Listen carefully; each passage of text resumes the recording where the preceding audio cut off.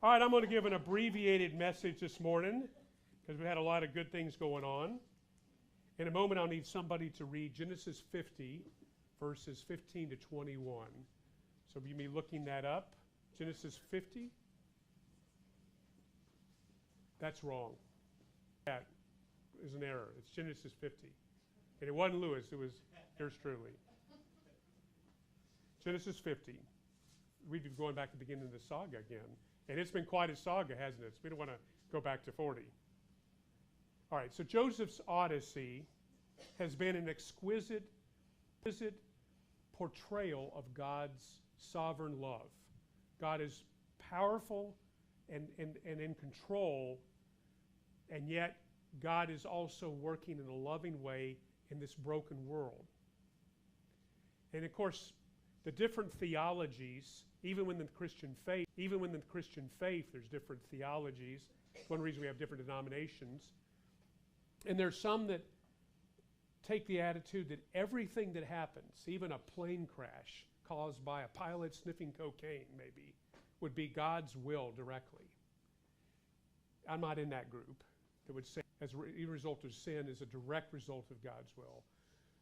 But there are those theologies. There are also theologies, and they're really kind of not theologies as much as they are kind of giving up, I think, on theologies, but that because life does seem random, and because evil often seems to, in the short run, to prevail, I have the view that everything's a chance and you're just on your own, and you ask God for help, but you don't expect much. Reminds me a little bit of the story of the Chinese farmer who bought a horse. Some of you know this story. It's kind of a famous proverb. He buys the horse, and the horse escapes from the fence in area. And the horse escapes from the fence in area and runs off. And he's got a neighbor who he meets for coffee regularly. I guess in China they drink tea. So he meets this neighbor for tea, let's put it that way. And the neighbor hears about it and says, "Oh, your horse ran off, bad news." And the man says, "Another horse following along." And they open the gate of the corral, right, Jesse? You got all this Western stuff. Corral. You open the gate of the corral. The horses come in. They've got two horses. The man tells his neighbor, "That's good news." Man says, "Good news, bad news, who's to say?" News, bad news, who's to say? Well, then a couple of days after that, the oldest son of the Chinese farmer was trying to break in the new horse. It was a wild horse. And while he's trying to break the horse in, he gets thrown and breaks his leg. Of course, they're having tea later. And the neighbor, what does he say? What does he say? Bad news. But the man says, "Bad news, good news, who's to say?" And then the emperor's recruiters for the army came into the village looking for able-bodied young men who could go and fight a far-off war. Good news, bad news, who's to say, right? Who could have ever imagined one event leading to another? So the Bible tells us that God is intimately involved in the events of this planet, not just the big ones that we think and pray about. July 4th, 1776. God's not just involved in the big stuff, but in the little mundane things of our lives. God is that awesome and infinite that can be said with confidence. And this saga of Joseph, it began with the disruptive dream that God gave, and we would give a spoiled brat in an already dysfunctional family a dream that would, if he talked about it, which of course he did, he was a spoiled brat, is going to create conflict in the family, which it did. And Joseph was thrown in the pit. He was sold into slavery. He was sold into slavery. It would seem that God is AWOL when the family behaves that way, and a young man who was misguided but yet didn't deserve to be thrown in the pit gets treated that way. But yet God's sovereign hand has been evident in this saga. And you all help me recount many things. I'm just summarizing. Joseph ended up in Egypt, which was where the head of the empire. He was purchased by a high-ranking official. That's an interesting coincidence. And he responded remnant of his faith that he carried, by instead of going down, down, down in despair, by becoming a young person who, while raised a spoiled brat, took advantage of the opportunity to work hard, to become a Pharaoh's house, and ultimately having the personal integrity to resist the seduction of Potiphar's wife. I said Pharaoh, but of course Potiphar, the high-ranking official. And then, of course, accused of rape, you wonder, where in the world is the loving God who allows this young man who worked so hard to be accused? Where in the world is the loving God who allows this young man who worked so hard to be accused of rape and to be and have that kind of humiliation and mistreatment? But of course, as we talked about last time, his life was spared. He went to a prison for political prisoners, and there, spiritual depth, and he became the whole package, really. Joseph became the incredible young man in every dimension of life. He excelled, including the spiritual, which often doesn't happen for people. They develop in other ways, but not the spiritual. And there in prison, he developed, when the time was right and God was working through everything else, Pharaoh's dream, that gift propelled him into prominence. And Pharaoh said, who else in all of Egypt is like this young man? We will put him in charge. And of course, during the 7 years of plenty, they saved. In the 7 years of drought, they were prepared to deal with the crisis because God was blessing the pagan, idol-worshiping land of Egypt through Joseph. And I don't think that part is emphasized enough when we hear the story. That even if we think that, we are a small minority, our call is to bless, bless, bless, bless, not to hate and not to curse. So Joseph all these things happen. And then the brothers walk into the picture, and by that time he's realizing that the events are not random. And by that time he's realizing that the events are not random. When the brothers appear in Egypt, he labored to forgive them. He went through this stuff of teasing them and putting them through tests because he was trying to figure out who they were and who he was and whether he could forgive his brothers and announce that I am Joseph. And he testifies to God's purpose. Now this is what we focused on last week. And he used this phrase, to save lives, God sent me ahead of you. Of course, God was using their sin to send him. And that was using their sin to send him. And that's why this is such an exquisite story of God's sovereign, powerful love at work through human brokenness. The very things that God would never want us to do, they're happening, and yet God is using them beautiful and redemptive purpose, not only for the people involved, but for many, many others. And so today we're going to read the last part of the story, how Joseph elaborated on this with his family members. Who will read this for us? Who's got Bible open nearby? Why don't you come up here?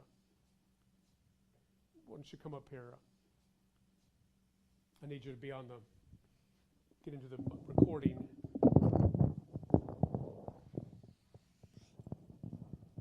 Okay, it's Genesis 50. 50.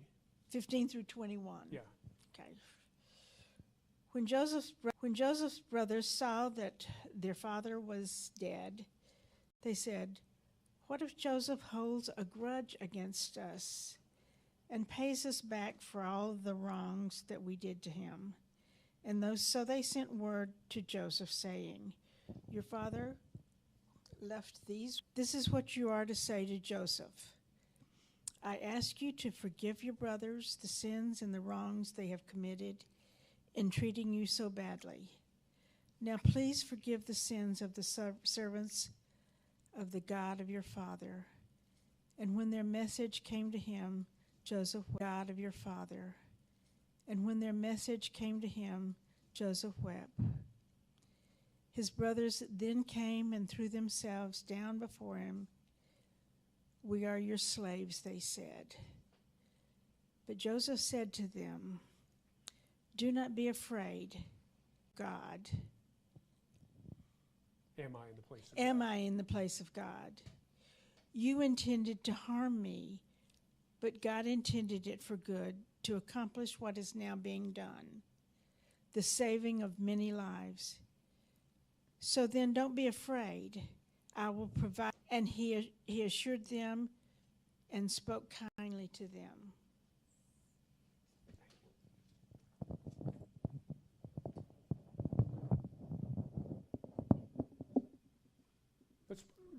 Let's put that on the screen. Thank you. I've always been fascinated by this phrase. You intended to harm me, but God intended it for good. You intended this, God intended that. God intended it for good to accomplish what is now being done, the saving of many lives. Some of the different translations say, render it. Translations say, render it. God turned it for good. God spun it. We're familiar with the term spin and politics and all that. God is putting some English on this thing in operation. You never can totally get your head around this. To a degree, it's trust. And I guess I want to acknowledge right here that not everything that happens always has as good of an outcome. Sometimes God's good purposes are more subtle, and we don't see it in our lifetimes. We don't benefit from it directly. Ultimately, there are things that are broken and ugly that do not become woven together beautifully until resurrection. And God the Father finishes what he started when he sent God the Son to redeem the earth. Those who have suffered death, whether it's from natural causes, the dark side of creation that we're all going to die, we were intended to live forever, but because of sin we die, or whether it's because of somebody's actual harm to us. Either way, the moment of death becomes the moment of resurrection and finishing, and that's the ultimate answer for all the ugliness and suffering that happens in this earth. I guess I want to just, as we finish this, let our imaginations run a little more untethered about the things that have happened in our lives. And we know each other well enough that many of us know the tough things we've been through, the disappointments, whether it's health, or it's relationship, or it's whatever it's been, and to trust that God is at work, working out a glorious purpose. Walter Brueggemann, one of my professors in seminary years ago, in his book on Genesis, he wrote this about this passage. The evil plans of humans do not defeat God's purpose. The evil plans of humans do not defeat God's purpose. Instead, they unwittingly become ways in which God's plan is fulfilled. Friends, it's just that God is so awesome. We think of God's power as mainly being force power, like creating big things out in space and the hurricanes or oceans. We think of God's power away. Think also of God's power as creativity, cleverness. God is, I don't do martial arts, and I certainly don't know judo. I think you probably do some, right? Judo? I think you probably do some, right? I'm not going to ask for a demonstration. Does anybody here do one? But anyway, judo, if I understand it right, is when somebody, if you know judo, somebody lunges at you, you take that person's energy and you redirect it to flip him or something like that. The energy, the sin, the things that make God sick. And instead of just obliterating the person that does it, God does, see why I don't do martial arts. God does judo to make things better. And I'm going to give you an example that may seem like an extreme example, Well, nothing's more extreme than the Holocaust, and I talked about Corrie ten Boom, so it's not that extreme. But this is pretty, I prayed about this, but I'm giving you this example I'm about to talk about because I experienced this as a child, and this story, and this story about a man who made terrible choices, who God allowed to suffer, had the privilege of, because God allowing him to suffer, the privilege of changing before he died. And as I tell this story, I make sure it's clear. I am not excused to say that, like the Joseph story, God is so awesome he can use evil choices that are bad for good. Now, I've met many of the characters in the story, including the main character, Governor George Wallace, the infamous governor of Alabama. I met as a child, as a teenager, toward the end, summarizing the thumbnail. When he ran for governor in 1958, he was the protege of Big Jim Folsom, who was actually a New Dealer and was considered a moderate progressive in the context of the politics of the South. This was after Rosa Parks and the beginning of the Civil Rights Movement. And so in 1958, many of the white population, of course, African Americans were not allowed to vote in many places. They voted for the person who was angry. And George Wallace got shellacked in the 1958 governor's race. And he made the statement, and I'm not going to repeat it because it's offensive, but he made the statement that basically said, nobody's ever going to be less racist than I'm going to be to win the next governor's race. I mean, that's a paraphrase. So he ran again in '62, and he won he was certainly influenced by his times, but he made a choice to do that. He famously stood in the door of the University of Alabama when African Americans tried to register to go to his class there. He rode this fame into national prominence, and in 1968, he got the largest third-party vote for anybody. I think other than Ross Perot. He won 5 states outright in the Electoral College in 1968. He Alabama Law School is a hero of mine, another white Alabamian, and his name is Frank Johnson. Frank Johnson chose a very different path, and because of his integrity, President Eisenhower appointed him to be a federal judge. President Eisenhower appointed him to be a federal judge in 1956. And so he was a federal judge over a third of the state of Alabama as the federal judge.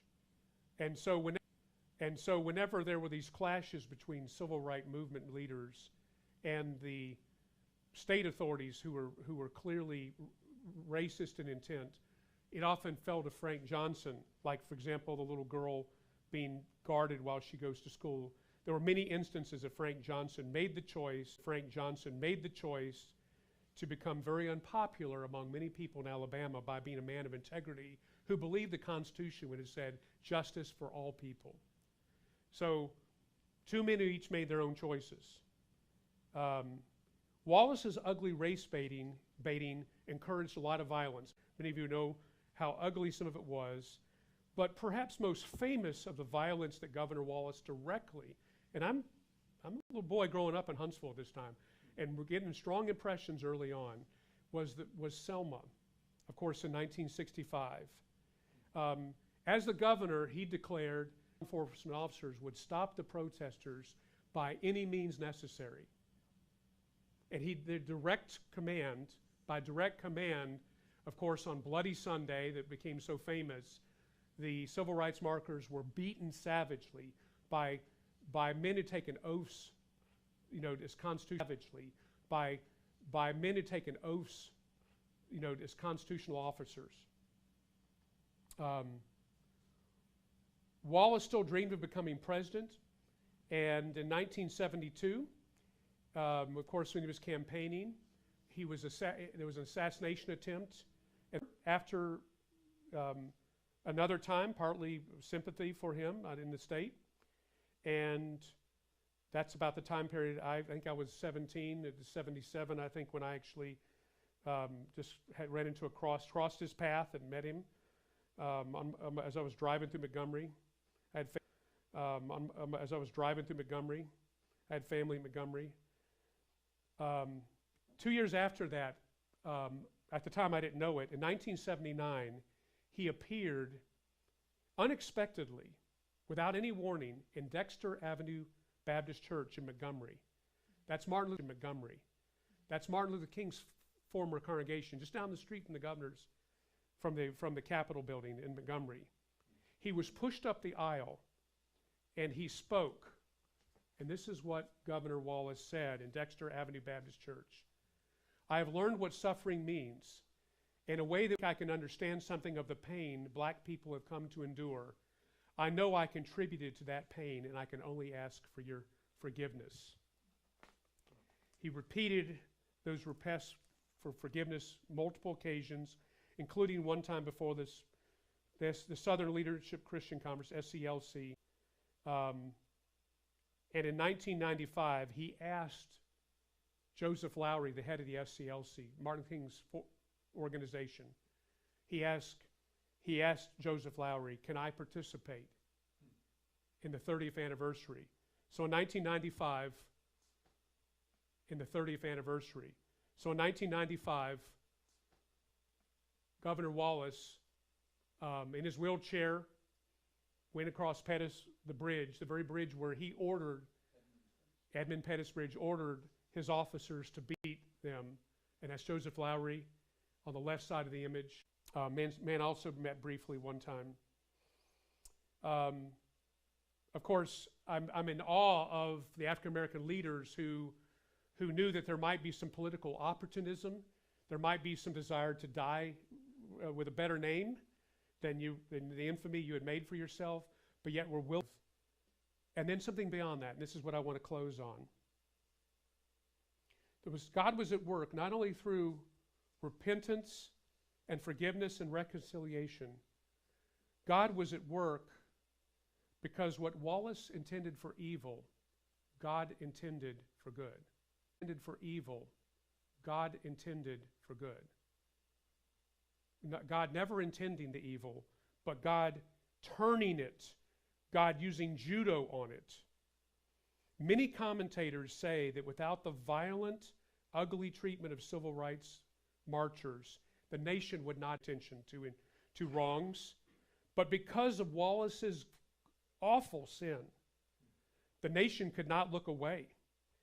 Just 3 days after Bloody Sunday, President Lyndon Johnson, himself a white Southerner, who himself often used racial slurs as a white Southerner of a certain age, he spoke on national television about the need for a voting rights bill. Johnson had favored the civil rights bill earlier, but not the voting rights bill. And he ended his speech quoting the civil rights anthem. Johnson said at the end of his speech on television, "And we shall overcome." A U.S. president. God turned evil, and it was evil. God turned it for good. So let's never excuse evil. Let's always strive to forgive those who hurt. Let's always strive to forgive those who hurt us, but being willing to confront evildoers. And most of all, let's never give up on trusting that God holds us in his hands and that he's working for good, and that even when people intend to harm us, when they intend to harm us, God is going to take it and work for good in our lives and for the good of people around us who God uses us to bless. That's Joseph's saga. So let me invite you to stand with me, and we're going to use the word as we close this series. This is Romans 8:28 and a few other verses. Can you all read that? "And we know that in all things God works for the good of those who love him, who have been called according to his purpose." Those who love him, who have been called according to his purpose. "For those God foreknew, he also predestined to be conformed to the image of his Son, that he might be the firstborn among many brothers and sisters. Who shall separate us from the love of Christ? Or hardship, or persecution, or famine, or nakedness, or danger, or sword? No, in all these things we are more than conquerors through him who loved us.